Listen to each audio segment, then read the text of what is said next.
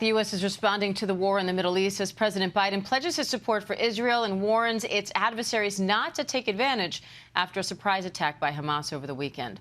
The U.S. is also ramping up security after the attacks. ABC News White House correspondent Karen Travers and ABC News senior investigative reporter Aaron Katersky join me now for more.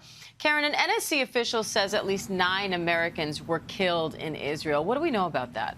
Diane, we don't know more details about who those 9 Americans are and how and where they were killed. But administration officials are warning that that number could rise as more is discovered. Deputy National Security Advisor John Feiner was on ABC's Good Morning America this morning and said that they're doing everything they can to support those families and be in touch with them and get them what they need during this difficult time. Another thing that they're very closely watching right now is whether any Americans had been kidnapped and taken into Gaza. John Feiner did not have details on that, but said it's something they're watching very closely.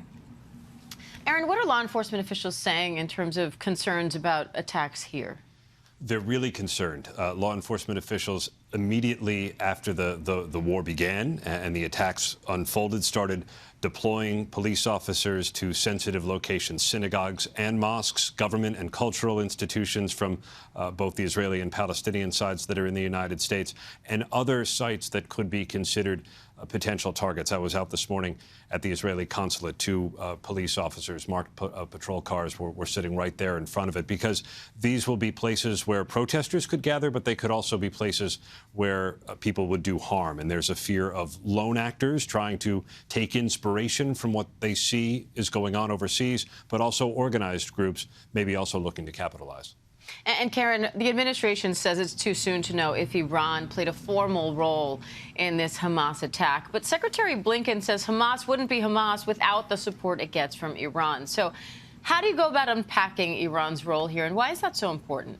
Yeah, it's important to know that the White House right now is saying that it does not have direct information that shows Iranian involvement in the ordering or planning of this Hamas attack. But a senior administration official had said over the weekend to reporters, Hamas is funded, equipped, and armed by Iran. So they're also not holding back from pointing a little bit of blame in that direction, but still officially saying there is nothing right now directly indicating Iranian involvement. John Feiner, that national security advisor, did say this morning that there is broad complicity, but no direct evidence right now or direct support. And he said that's something the Israeli government continues to say, too, so signaling that the U.S. and Israel are in lockstep on how they're approaching this. But very important that they are not confirming right now that Iran was behind this, but almost saying, look, in the past, we have seen what Iran has done, given and supported for Hamas, and this is something that they have to keep exploring right now. And Aaron, a new assessment from the NYPD obtained by ABC News says the attacks against Israel will likely result in additional reciprocal acts of targeted violence and will be heavily exploited in violent extremist propaganda. What does that mean? What do you make of that? It means the images that we've all been seeing on our screens, whether the smoke rising from Gaza or the torturous aftermath of kidnappings and hostage takings in Israel, those images could inspire people who would do harm, and whether they become radicalized by them or whether they see something of themselves in them and in this fight, that's really worrying to law enforcement, because it's those lone actors that they have the most difficulty in tracking. It also means, quite frankly, that a country that was already grappling with an uptick in anti-Semitic attacks and hate crimes overall, the fear now from the NYPD assessment that we obtained is that this is only going to make that worse. Karen, the president spoke several times with Prime Minister Netanyahu. The White House also reached out to other leaders in the region. They're trying to figure out a way to contain this violence, to de-escalate this.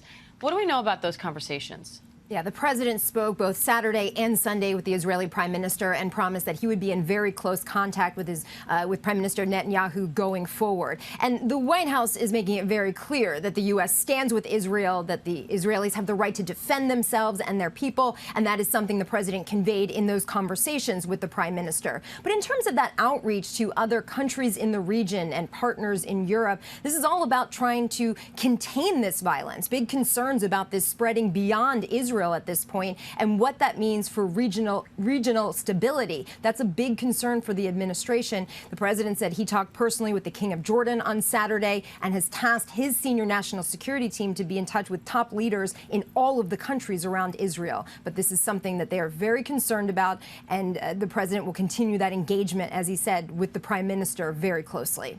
All right, ABC News White House correspondent Karen Travers and ABC News senior investigative reporter Aaron Katursky, thank you both. Hi, everyone. George Stephanopoulos here. Thanks for checking out the ABC News YouTube channel. If you'd like to get more videos, show highlights, and watch live event coverage, click on the right over here to subscribe to our channel. And don't forget to download the ABC News app for breaking news alerts. Thanks for watching.